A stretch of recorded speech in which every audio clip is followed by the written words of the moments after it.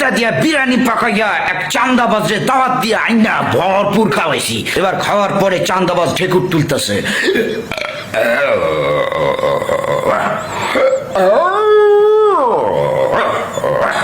আমি বললাম কিরে কি খবর, কি খাইছস,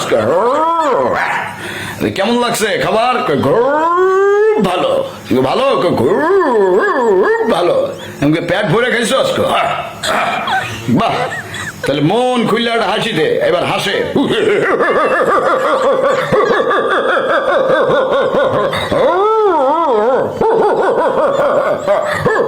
বললাম থাম থাম থাম, তো ভাই খাওয়াইছে বাইরে, এবার একটা থ্যাংক ইউ দেখো, থ্যাংক ইউ